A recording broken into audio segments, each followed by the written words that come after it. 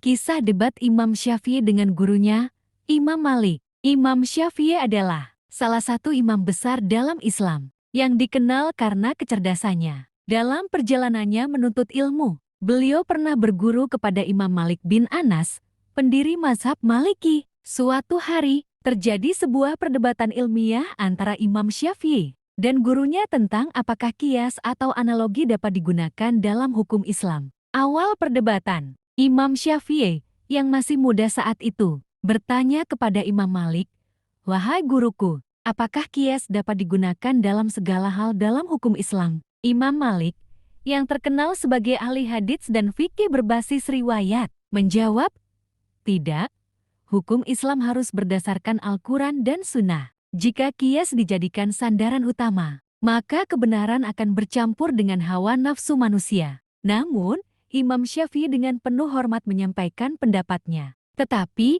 wahai guruku, bukankah ketika Al-Quran dan Sunnah tidak memberikan hukum yang jelas dalam suatu perkara, maka kita harus menggunakan akal untuk mencari jawaban dengan kias?" Argumentasi Imam Malik. Imam Malik menatap muridnya dan berkata, "Wahai Muhammad bin Idris, nama asli Imam Syafi'i, ketahuilah bahwa hukum Allah itu sempurna. Tidak ada satupun perkara yang tidak memiliki landasan dalam Al-Quran dan Sunnah. Jika engkau bersungguh-sungguh dalam meneliti hadits, maka engkau akan menemukan jawabannya tanpa perlu terlalu mengandalkan kias." Imam Malik kemudian mengutip firman Allah, "Pada hari ini telah kusempurnakan untuk kamu agamamu, dan telah kucukupkan kepadamu nikmatku, dan telah kuridai Islam sebagai agamamu." Quran Surah Al-Maidah ayat 3. Jawaban Imam Syafi'i. Imam Syafi'i dengan penuh takzim menundukkan kepala dan berkata, "Benar wahai guruku, tetapi bagaimana jika ada permasalahan yang tidak disebutkan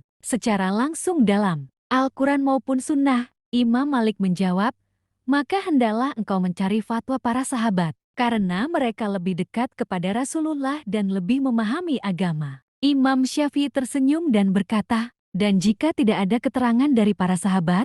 Imam Malik terdiam sejenak, lalu berkata, "Maka engkau boleh berijtihad, tetapi dengan sangat hati-hati." Imam Syafi'i pun mengangguk dan berkata, "Itulah yang aku maksud dengan kias, wahai guruku." Kesimpulan perdebatan. Akhirnya, Imam Malik mengakui kecerdasan muridnya dan berkata, "Engkau benar, wahai Muhammad bin Idris, kias memang dapat digunakan, tetapi tidak boleh menggantikan Al-Quran, Sunnah, dan pendapat sahabat." Perdebatan ini menunjukkan bagaimana Imam Syafi'i tetap menghormati gurunya meskipun memiliki pendapat yang berbeda. Kelak, Imam Syafi'i mengembangkan metode usul fikih, di mana kias menjadi salah satu sumber hukum Islam setelah Al-Quran, Sunnah, ijma, dan fatwa sahabat. Dari kisah ini, kita belajar bahwa dalam mencari ilmu, perbedaan pendapat itu wajar, asalkan dilakukan dengan adab dan rasa hormat.